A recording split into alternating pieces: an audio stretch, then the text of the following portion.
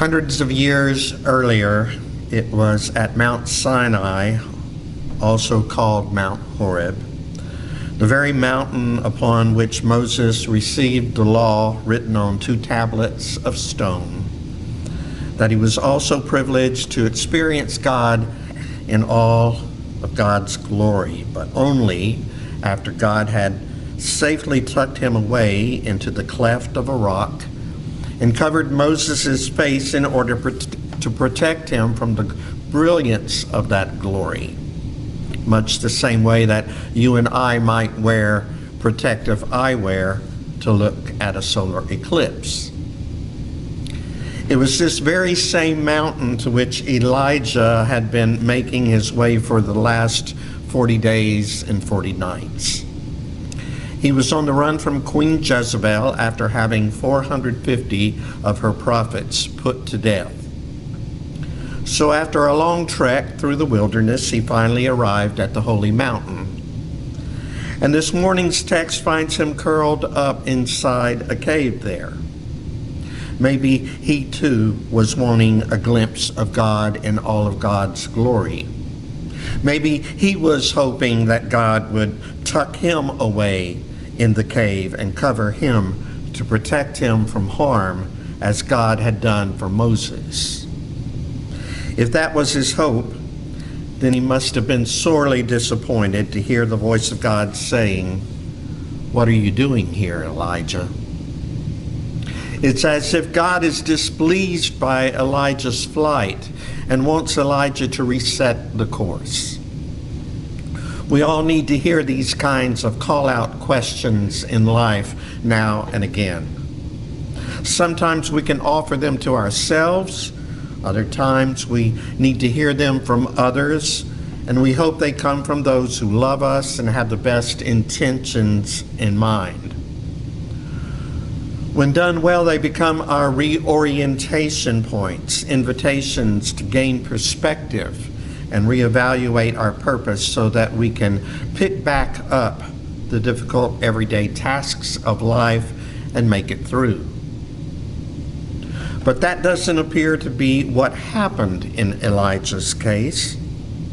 Elijah responds to God's question by assuring God of his own faithfulness and an exaggerated claim that he is the only one left in all of Israel who is still faithful to God. Elijah overestimates his importance, seeing himself as God's last hope, or at least Israel's last hope for eliminating idolatry from God's people. Even after his epiphany, in which he experiences God in the sound of sheer silence, and God asks him once again what he is doing here, Elijah essentially gives the same answer as before. The false bravado of his faithfulness and an exaggerated claim that he is the last person left in all of Israel still committed to the ways of God.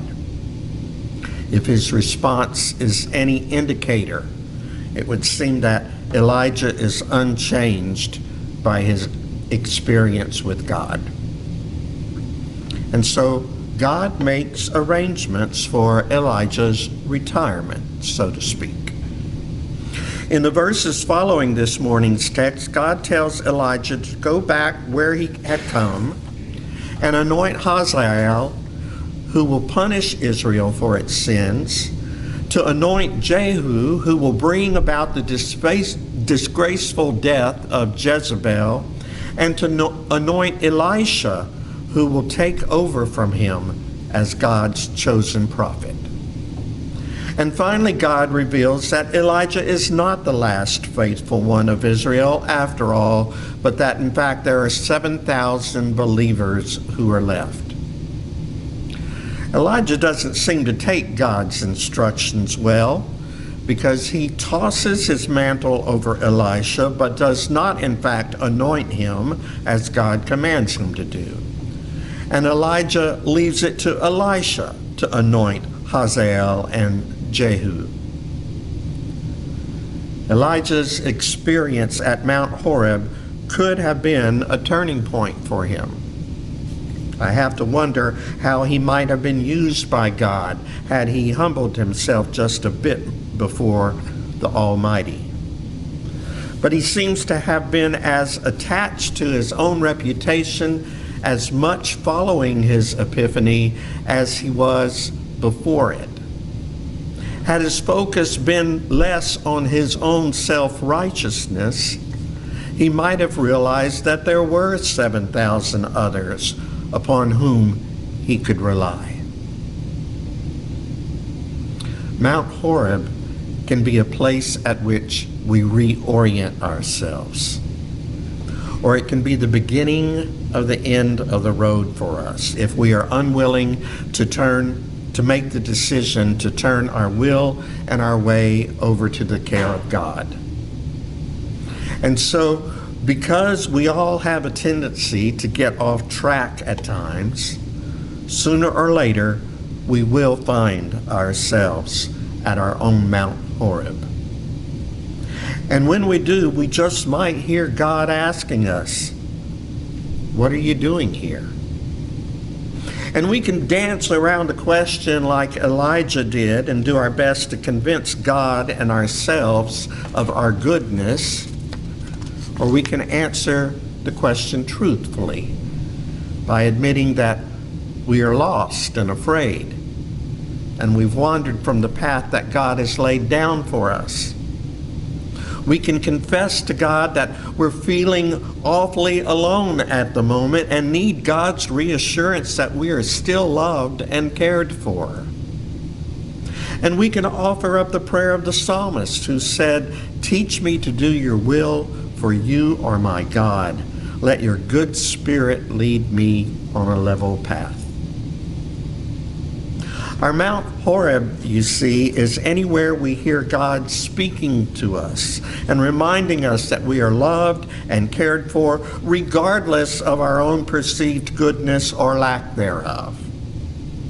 It's the place where God once again tells us that it's not up to us to fix the world's problems, but that our role is to align our will with God's. Mount Horeb is where we recall that when we find ourselves at the end of our rope, that's when God is able to work wonders through us, but only if we step out of the way. It's my hope that we all find our way to our own Mount Horeb, a place of honest self-reflection and a place where we are assured of God's care for us. But it's not a place of refuge from the world. We can't hide ourselves away in a cave there.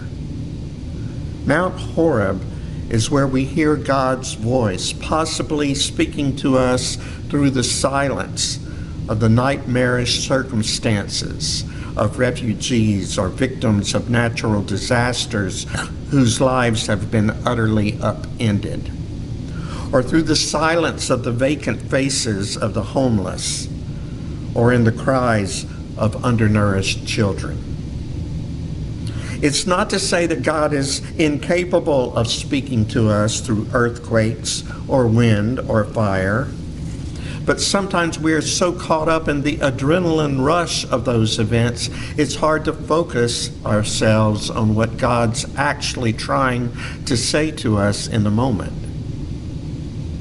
And so if we quiet ourselves, we just might hear the voice of God speaking to us from the sheer silence that envelops our spirits. A voice asking us what we are doing here. A voice that calls us back into a world that desperately needs a word of hope and deeds of compassion. May each of us find our way to our own Mount Horeb, and may it be a place for starting afresh and renewed. May we hear the voice of God speaking to us, calling us back into the world. And may we remember that God will never leave our side, but will walk beside us, guiding us all the days of our lives. Amen.